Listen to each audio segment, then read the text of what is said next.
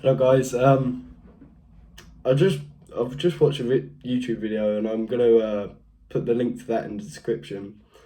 However, what I've really taken from it, I really needed to hear it, to be honest, and I'm sure some of you will as well.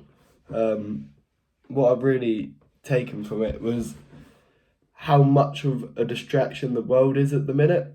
Um, I mean, whatever we do in life, we're always trying to substitute it with, well, not substitute, we're always trying to stimulate ourselves with something.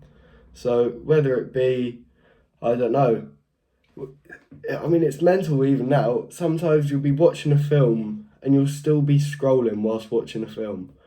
I mean, that's just, I don't understand. I do it myself and I just don't understand. Like, how are we trying to chase cheap dopamine that much? It is ridiculous. It is ridiculous.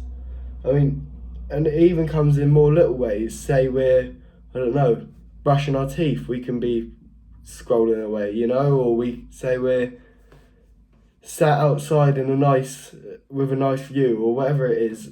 We're always trying to, this camera, mate, this, we're always trying to sort of substitute it with something, or yeah, trying to, not substitute, but we're trying to, like I said, stimulate ourselves with something.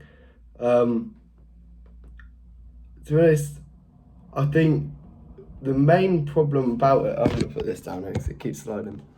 The main problem about it is how it actually distracts us from God.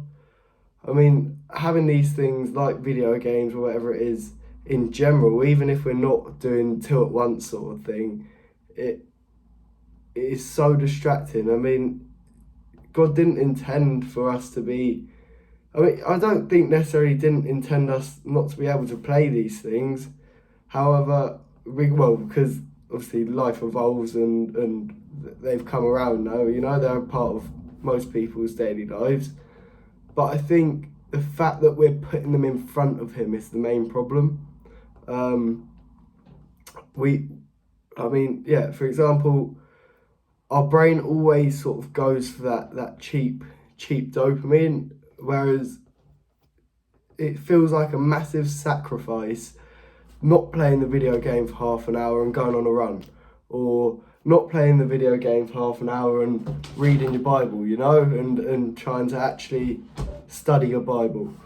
You think, oh, it's not really worth it, is it? I could have a lot more fun doing it. I do it myself. Like, I really do it myself. For me, my main problem is I go out and I have one drink and then I can't control it. I have too many drinks and before you know it, I'm up until the early hours of the morning just partying. It's ridiculous. And it's not good. It's not good at all. But that's what we've been taught to do nowadays. And it's about actually rewiring our brain into the godly way, into the way that God intended us to live. How we can do that is it's going to be uncomfortable, but cutting these distractions off. So for me, I think my move is not going up the pub and not having a drink, because I can't control it. It always brings something that is a distraction from God to happen for me. And I don't want that to happen at all. So whether it's you struggling, scrolling or going on the video games or whatever it is, I think actually allowing a decent chunk of your day, dedicating it to God, whether it be for you've just been to work and you come back and you read your Bible for half an hour and then pray to God for 15 minutes, that's 45 minutes a day. That's a solid bit of your day. And I understand some people might not have all that time, but if you don't have any time in your day to do anything for God, then there's something going wrong.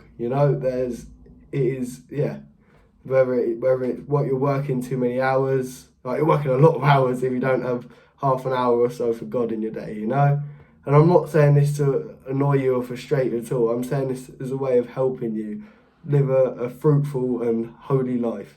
That is, yeah, like I say, the way God intended us to live. So I actually, yeah, I really do hope you can take some use out of this into your daily life, and yeah,